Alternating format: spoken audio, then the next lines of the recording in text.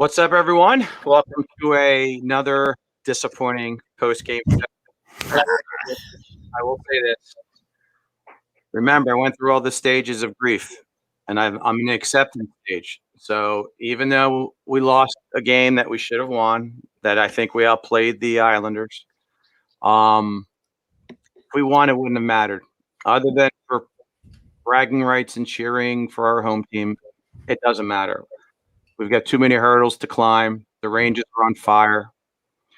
So I'll just take it as a entertaining game to watch. We have no finishers. We have no snipers. Hence the reason we lost 1-0. Nick, I know you're chopping at the bits. Nicky Nuts, what do you have to say? Actually, to be honest with you, this is probably one of their better games that I've seen in probably 2 months or so. Yeah, they just need a soccer net. That's all.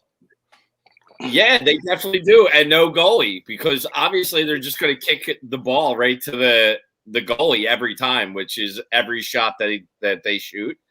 But Sanheim looked good tonight, and both goalies on both teams looked really well. So it was just a matter of time to see how they were going to score. But I thought this was actually one of their better games. I agree 100%. Vance, your thoughts? Good game by the Flyers. I thought they played really well. They carried the play for 2 periods. I feel like the Islanders picked up their pace of play in the third. Definitely having 2 power plays helped them. But ultimately, again, a microcosm of what this season has been. The Flyers, I believe, are 10 or 12 points back from the last playoff spot at this point. So apathy pretty much set in for me after the Buffalo game. Where I am with this team right now is just watching the young guys. We saw Allison score his first goal yesterday, and guys are playing for jobs right now. That's what this is all. That's what this all comes down to. So, that's pretty much where I am right now. It's been a tough season. That's all I have to say. Nick, you mean we're not going to the playoffs? Really? Come on, man. No. So Nick, you have probably the best eye for on ice technical issues with defense, exiting the zone, etc. That's been an issue that's been plaguing us all year. The Islanders, I believe, had 9 turnovers to our 6. Your thoughts on the defensive woes that we have been accustomed to? Was that at least better tonight, in your opinion? I've been on the bandwagon with the defense over this stretch. I know there's been some games where we've been lit up a little bit, but I've kind of been pinpointing over this last 2-week stretch or even longer, the lack of defensive play from the forwards, which has really been contributing to a lot of that. But I think you take our top 6 going into next year. If we can hold steady with. I don't, know what their plans are with Braun. I would resign Braun. I mean, he's got a 2-year contract. Oh, he does. Okay. Yeah. So if you go into next season with Braun, Provy as your top 2, and then you've got Sanheim, Haig, Moran, and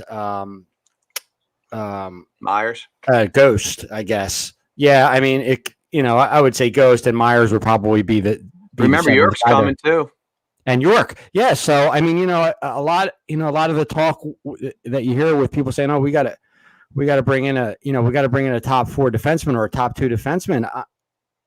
I just game after game, we need a scorer. We need somebody that can finish. We need somebody. We need a top 3 set. We need a number 1 center. We need a number 1 center on this team.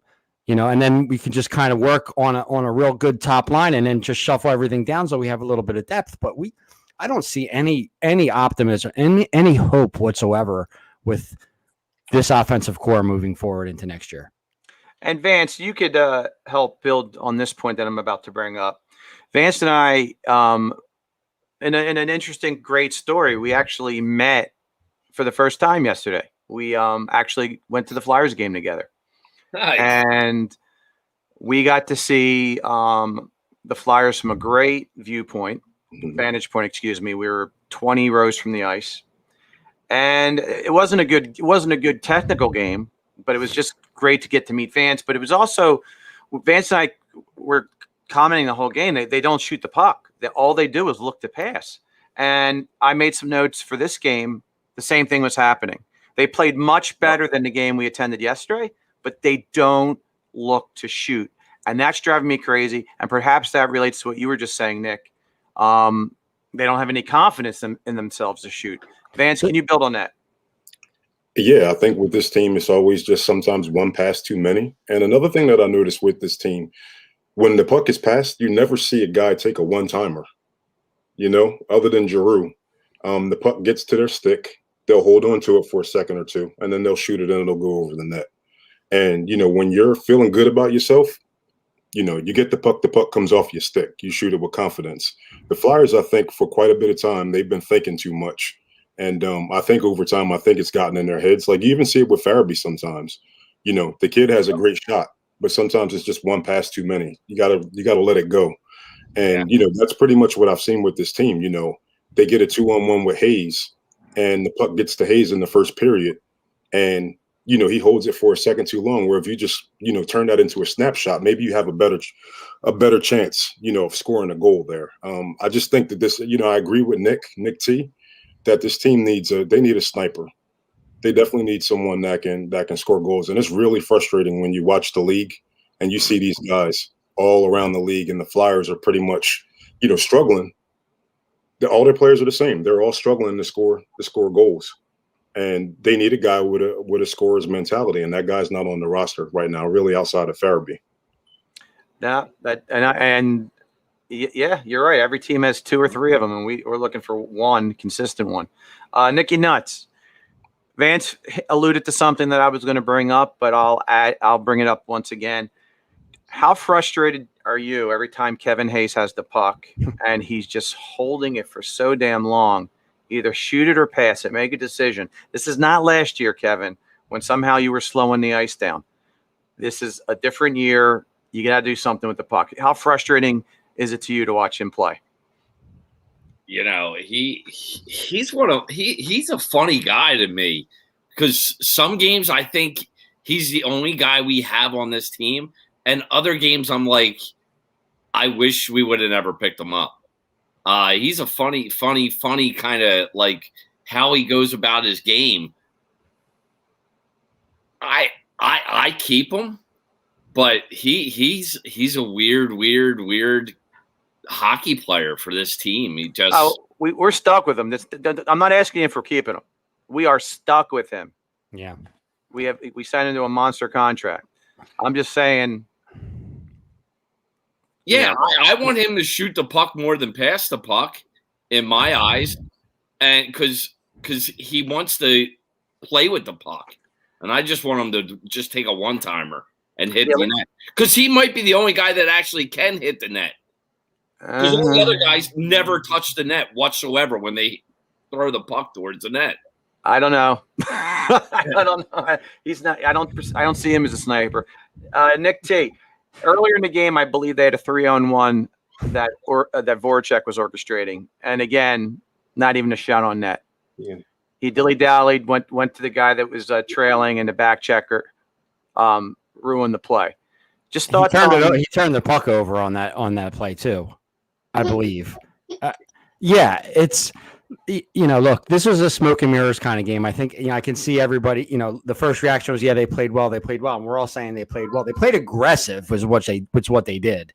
They played aggressive. They played a hard dump and chase game, which made it look like they were playing well. It allowed them to maybe keep a little bit of more control of the puck in the offensive zone, but the quality of the shots, and obviously not scoring any goals at all, is the telltale sign of what's going on. The Islanders stink. I don't think they're a very good hockey team. They scored, I think they had a stat early in the game. It's five or 6 goals in 5 or 6 games in the last 5 or 6 games. I mean, you take Barzal out of the equation there, and they are a very mediocre hockey team. We got a long way to go. This team has a long way to go. This offseason, they're moving and shaking to make things happen on the offensive side of things, or we're going to be in for another year of this, if not more. No, there's no doubt. But I think you're being a tad hard on the Islanders. I think they play a great system game. They have a great coach. Their schedule coming up will truly let you know if they're in a funk right now, or if they're, I tell me your thoughts on this, guys. Could this have been a combination of the Islanders had a letdown game against a bad Flyers team? I mean, hell, they put Braden Coburn in the lineup, and I've never seen a guy play so poorly. He looked like the Braden Coburn on the Flyers that I couldn't wait to get rid of. They didn't have Clutterbuck in the lineup. I think were they missing Paget too? So they were missing some key pieces. So was it a combination of a little bit of a letdown? Did the Flyers play that much better? A combination of both, Vance? I think it's a combination of both. The Islanders haven't played well, as Nick T said, in the last about 5 games. I know that they've had trouble scoring, and the Flyers played better. But yeah, I mean, that's what I believe. A lot of it had to do with the Islanders. The Islanders just haven't been playing well. And, I'll give the Flyers credit. The Flyers played one of their better games in quite some time tonight. So, Redmender 0513. Wow, you're an Islanders fan. I would give my left nut to have Barzal on the team. Absolutely. So, I want you to type some more to that point. Why don't you think he's a good player? And what's your overall expectations for your Islanders team? And welcome to the show. We'll get back to you on that. That's a shocking statement for me. Welcome to the show. Yeah, welcome, buddy. I mean that the Flyer. I mean, let's talk about Barzal for a second. Do you recall? I believe it was the first power play. That box where they collapse defensively. Challenge him. Just go out and challenge him. Stop sinking back and letting him stick handle dance. Look for the ideal pass. Even he could position himself for a shot. Were you noticing that collapsing box in a power play, Nicky T? Yeah, our power play unit, our number. I made some notes on the power play unit, and we started the second period on the power play. It was maybe it was about 30 seconds into the period, and we were on the power play. Our first power play unit was absolutely horrendous. Yep. And any shots we're getting, if any, are all coming from the point. And they're not even, a lot of the times they're not even making their way to the net. And it's just, nobody's getting. We got to get the puck down low, and we've got to find ways to get good quality shots where we either are getting good passes to whoever's out in front down low, or getting rebounds. And we're not getting any of that. It's you've got to score goals on the power play. I think we're 0-13 or 0-14 in the last against the Islanders on the power play. That's just not going to cut it. So Nick T, I wanted to say something. We talked about this yesterday, Dan, about the Flyers are pretty much out of it now, right? Oh yeah. Why aren't you playing your younger players on the power play to see what you have? Right. So interesting that you said that. But right. He did. Vigneault did change the line. He changed the lines up in the second period. Mm-hmm. And correct me if I'm wrong, but I don't recall these combinations prior to that. But he had Konechny, Van Riemsdyk, and Loughton out there together. Then he had Hayes and the two young kids. He had Farabee and Allison and Farabee. Right. And then he had he had Giroux, Couturier, and Voracek, and then the fourth line, which was they didn't play much. Oscar and Knack and Torensky, I think it was tonight. So Allison got a good amount of playing time on the second power play unit. He was kind of playing the role of the big enforcer in front of the net, and I think the second power play unit had Farabee and him out there. Farabee and him out there together look pretty good. Right. They definitely have some chemistry there. They're going to need a veteran. They're going to need a veteran to kind of put, kind of bring that all together, because you're just not going to be able to go with 3 young guys. But I think he did, Vance. I think he did that a little bit tonight. And they got some pretty good looks. And I thought those kids played Allison's been playing really well. And Farabee had a really good night tonight too. So, Nick, yesterday when we were at the game, the Flyers were on the power play, and I think they had some kind of combination of like Giroux, Hayes, and just the regular guys out there. And I'm saying to Dan, why don't they put Konechny on the half boards with the first power play unit? He's probably your best stick handler, right? That group outside of Giroux. Right. If the puck goes, Dan was talking about a guy that can, puck handle in a phone booth. He might be the closest thing that you have to being able to do that. So why isn't a guy like that playing on your first power play unit? And you have these guys out there, you have your Couturiers, you have your Kevin Hayes getting all these power play minutes, and they're not your best skill players. I don't understand that. I think he's thinking, that they can control the puck. Speed and athleticism and skating and all that really doesn't come into play when you're on the power play. It's more cerebral and it's hands. It's just like you said about when Konechny's down there on the half wall, he could turn, he can, he's skilled, he sees who's coming in, he's got vision on where to get the puck. And I mean, Hayes actually had that going back to last year. I mean, he actually did do that well on the power play last year. And I don't know if Vigneault just is trying to see if he's coming out of a funk or whatever it is, because we're stuck with him for what we're stuck with him for. But I totally agree with you, Vance. I mean, it's these younger players, they're coming through their system. They're coming up through their system whether they played in the USHL or if they played in Major Junior in Canada, where these coaches up there practice the power play over and over and over and over again, from Bantams through midgets through, all the way up through juniors. And I don't know if that happens at this level because maybe they're just focused on so many other things. But you've got to practice your special teams. I mean, that's really, really, really important. And that also allows you to see, Vance, like those players that maybe you're going to catch somebody's a player like even like Loughton or somebody who isn't normally out there, but maybe in practices is showing some signs that he can perform on special teams. Those kinds of things. But both our power play and our penalty kill are very, very, very much a lot left to be desired there. A lot. No, the power play. The penalty kill. I can't take it. I just cannot take the passive approach we take. Get in the box and just simply collapse. It's brutal. It's the equivalent of playing his own defense in basketball and just letting a great shooter take an outside jump shot over and over again. Yeah. It's beyond frustrating. So, guys, give me your feedback on this. Travis Sanheim played like the Travis Sanheim that we thought we were drafting. A very talented, great skating offensive defenseman. Tonight he was brilliant. I'm sure he's going to be everyone's top 3 player in the 3 stars list. Why is it that we just saw it tonight and maybe every blue moon? Is it a confidence thing? Is it the coaching staff finally saying, "Go, just go out there and make mistakes. If it happens, it happens. Play with freedom." But Vance and I were texting during the game. I'm astonished that this kid played like he did tonight, and then he could be invisible for 15 straight games. Nick, you can start.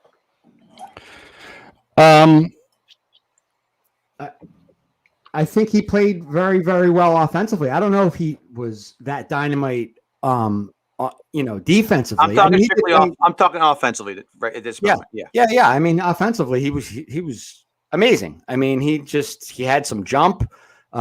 He joined the rush a lot, and he knew when to. And he knew when he had the opportunity to get in there and not take too much risk.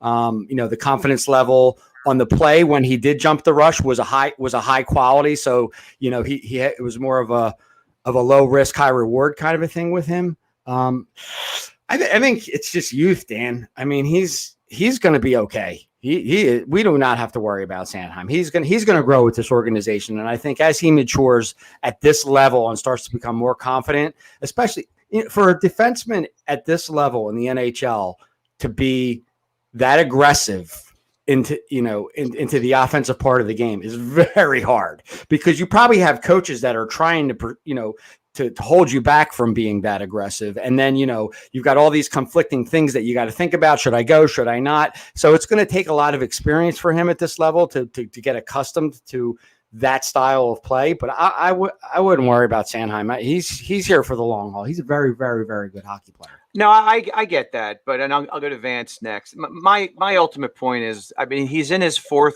full year, 5th overall. Right. I'm not going to compare him to, McCarr from Colorado, who's already a stud in his early stages. I will compare him maybe to Scott Niedermayer. Remember how Niedermayer was held back for years? Mm-hmm. His skill set was not shown until much later in his career. He was really forced to play defense. I guess it was probably even before Jacques Lemaire took over. But Vance, do you have any concerns about Sanheim's consistency? Why we're not seeing this more often? No, well, I would like to see it more often, but I really think it goes back to something that we talked about before. His pairing. He played with Haig again tonight. Right. And Haig is a stay-at-home guy. Yep. And Sanheim is a guy that likes to, get up in the play. And for some reason, when he plays with Myers, there seems to be a lot of confusion. Yep. So I think that has a lot to do with it. I think that if you pair him with the right guy and you tell him what his responsibility is, I think you'll see more games like this from him. I think if you pair him with Myers and, it isn't as clear what the expectation is, you get, a -13 player, which is what he's been for quite some time. So that's my belief. I agree 100% with you. I Vance. agree too. I think he needs that guy where he doesn't have to think about what's behind him. He just needs to look in front of him, and that is going to help him because he won't have to think about all the other things that he has to do to bail out somebody. Not like, he doesn't bail him out, but to worry about what he's doing. That stay-at-home guy, he doesn't have to worry about what's behind him. He knows that guy's going to be there for him. And by the way, you guys are never allowed to go to the games together because it was a 6-3 loss. You guys are banned forever to go to, unless we all go together. You guys just can't do it. I'm sorry, but listen, they were playing the Capitals. It does. It wasn't 9-1 for crying out loud, It's a loss, guys. Come on. And I have to mention something. I predicted a 4-2 loss. It was a 6-3 loss with an empty netter. So essentially it was a 5-3. I was close. And on the very first power play, Vance goes, it's going to be a sideboard one-timer from Ovechkin. And within 10 seconds, that's exactly what happened. So Lion was a Swiss cheese on slap shots. Oh, well, listen, if Ovechkin hits any part of the net, no goalie stop. I get it. I'm just saying, dude, if it was a shot from the outside, I don't know what it was, but he wasn't picking it up all that great. I don't think Lion played that poorly. Yeah, I didn't think so either. I thought the Flyers in front of him just faced over 40 shots. So I'm just saying, but the shots from the outside that the second Ovechkin goal was pretty top of the circle. It was between the top of the circle and the blue. But other one timer, the second one timer. Yeah, he scored 2 one-timers on the power play. Yeah, I'm not blaming him. I'm just there was some shots that and the second shot yesterday was like, he should have. But the Flyers are terrible, so. Yeah, listen, there was a stage in the game with I think it was 1 minute and change where Provorov had a very dumb icing. We wanted to draw cleanly, and we rocketed it down the ice for another icing. The Flyers were 60% on faceoffs tonight, so they really did own the draws. But wouldn't that have been a real kick in the where if they gave up a goal under a minute because of stupid icings? Yeah. And then do you recall that giveaway Coots had behind the net? That was bad. That was awful. Yeah. No pressure, no one around him. It was just a terrible, terrible giveaway. But again, those were the things that happened five times a period in March. Yeah. 20 times a game we couldn't get it out of our Right. offensive zone like we were Nope, Pee they're Wee hockey. progressing. They're getting better, guys. Well, listen, listen, we're at a stage now, and I think, we can't belabor a post-game show, but we're at a stage now where we want to see the kids. I'm disappointed that Laczynski has been benched for 2 straight games. Again, I've seen enough of Nicobay Kubel. Turinsky. Yeah, he doesn't do it for me either. Turinsky, Bunneman, I don't need to see them. I want to see. Listen, it's not going to happen. And Vance, you could speak to what it does contractually. Is it anything like baseball with what they did to Chris Bryant years ago? Like, can we bring up a kid like his Aid Wisdom just to see what he looks like in games that don't matter, or does that essentially hurt his up and down optionality that the team has? I think it's something like that. I think you start the clock on him earlier with restricted free agency if you were to bring him up. But I don't think at this point, I don't think that he's the player that you would bring up. Right. I mean, New York was brought to the taxi squad today. Right. Now, I don't know if that was because he's on the verge of cracking a lineup or the COVID situation the Phantoms are going through. What do you think, Nick? I think they put him onto the taxi squad because they want to get a look at him, and you're probably going to get a look at him this week. I mean, they play tomorrow. They play the Rangers 2 games in a row. Not tomorrow. They have tomorrow off. I think he'll play the second game against the Rangers. Okay. Yeah, and I think you'll see. You see Myers sit in that game, and either Haig or Moran, he'll play for one of them too. Yeah. That would be cool. And I think they need to. I mean, we need something. We need to see what we've got. And he showed a lot of promise. I mean, at Michigan, he was just outstanding. But he's been highly touted throughout his whole, development, through USNTTP and his whole junior career. So, he's the real deal. They say he's really, really smart. So, to go along with his skill set, which is really what you want in a defenseman that, can be mobile at times, can be stay at home sometimes. He doesn't really fit the mold of any of the defensemen on this team right now. So we'll see. I was saying to these guys earlier that I have a buddy that's a scout in the Winnipeg area that we have a 6th round pick, and I didn't remember his name at the time. But, I mean, Dan, you probably do. But do you remember Connor McClellan being drafted in the 6th round by the Flyers last year? Yeah, I didn't either. He's a smaller kid, about 5'7", 175 pounds. And, this guy that I know up in that area, he plays in the WHL for the Winnipeg Ice, said he is really, really doing well up there. Really well. And he's in his last year of eligibility for junior, so he'll come to Lehigh next year.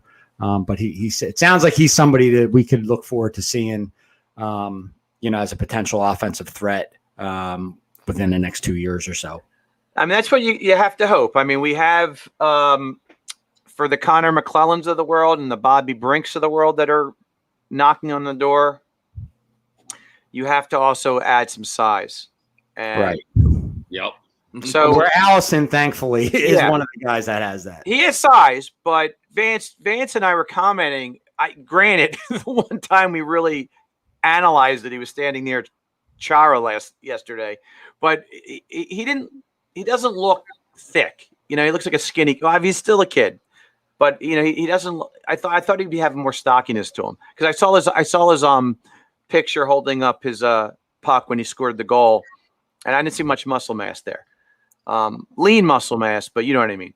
Right. So I still think we need, and Vance nailed it on the head. We need a Nathan Horton type player with skill.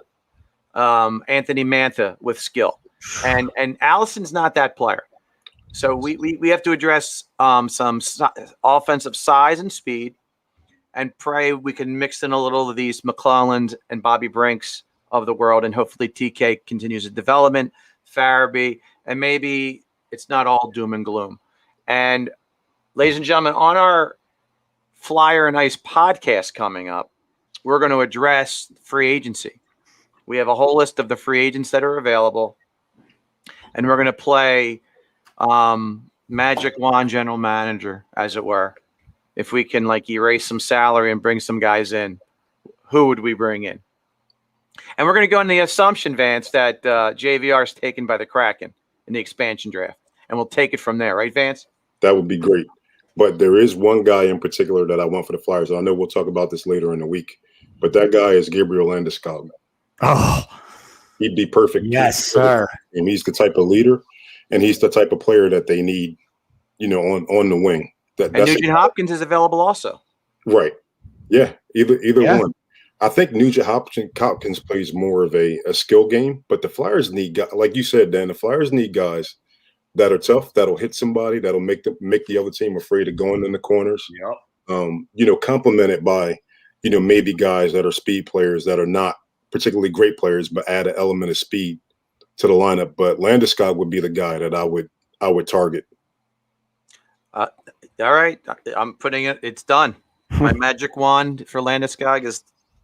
I mean, could you imagine just Konechny, just telling Konechny, just skate, dude. We don't need you to like grind and do all that. If he just skated, because he's a fast skater, and just get in the open areas, he would be phenomenal. But you put the strain of him being this agitator, which is kind of his game.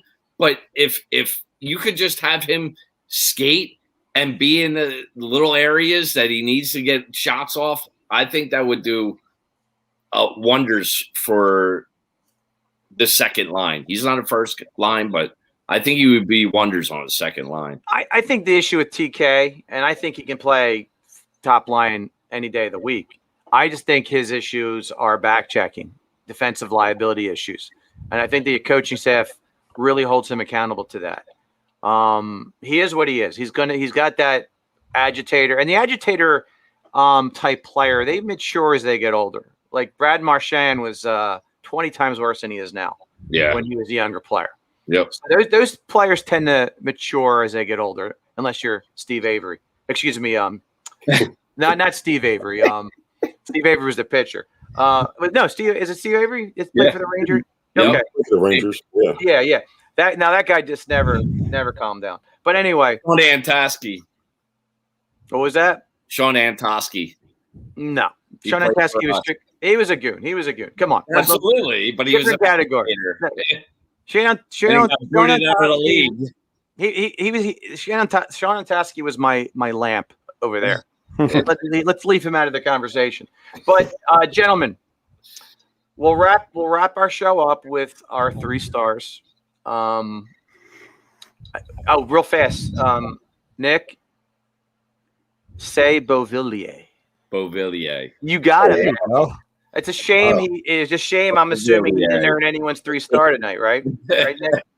I was going to give it to him, but now you just so you could say his name. I could say it. Just so. All right, Nicky Nuts. I'll give you 4 stars if you want. So we'll start with you, Nicky Nuts. Give me your stars of the game. I have to go with both goalies. I thought they both played remarkable, and I would say Beauvillier, but I think Sanheim played one of his best games in a Flyers uniform tonight. That's a good call right there, Vance. Yeah, similar to Nicky Nuts. I think I have the same 3 actually: Sorokin, Elliott, Sanheim. Yep. Nicky T. No surprise. I have the same 3: Sanheim, Elliott, and Sorokin. And I'm not even gonna pull up my tab because that's exactly the same 3 that I have. So, but seriously, it didn't take brain surgery to figure that out. I mean, the goalies were amazing tonight, and Sanheim was the one player that was extremely noticeable on the ice. Now, if you took, I will say this: since we play the Islanders so much, obviously Vance knows my love for Mathew Barzal, and Redmender 0513. I'm sorry, I love the kid, but another guy that I've grown an amazing amount of respect for is Nick Leddy. He really is a presence on the ice every single game. So he would be a close 3rd star for me if Sanheim wasn't so outstanding tonight. That's just my thoughts. My other thought would be Lindbaum, just because he of what he had to go through and that they made tonight about cancer awareness, and I'm very fond of that. No, I got you. What I'm going through, but give it to that kid. Yeah, it would have been truly outstanding on a night like that if he was able to contribute a goal. That would have been really awesome. Yeah. All right, so ladies and gentlemen, we will. I'm not sure what Wednesday looks like. Is it Wednesday, Thursday they play games, gentlemen? Wednesday, Thursday? Yeah. All right, so I believe we play the Rangers back to back Wednesday, Thursday. So I can't lock in post game shows without seeing what the heat ratio sports. It's actually Thursday, Friday, Dan. Thursday, Friday. They're off Wednesday. Okay. So we will do a Flyer and Ice podcast for Thursday. That might be pre-recorded though on Tuesday or Wednesday. So look for that, and we will let everyone know through social media. But on behalf of my Knicks and Vance, I'm Dan Green. As always, check us out on all our socials. Go to YouTube, subscribe, and what are they going to do with their finger and button there, Nicky Nuts? Tap the bell. Tap the bell. All right, till the next two games against the Rangers, I guess we're looking for good hockey and some spoiling moments, because that's I think the stage we're in right now. And Nick, you mastered Beauvillier. Now you got to work on Zibanejad. All right, Zibanejad. All right, Zibanejad. You can keep working on it. Keep working on it. I nailed that. Come on. Well, that's because I just said it. Well, We'll see you on Thursday, Nick. Yeah, we'll see Thursday. All right, ladies and gentlemen, good night, good hockey. Thanks Good night, for guys. checking in. Night.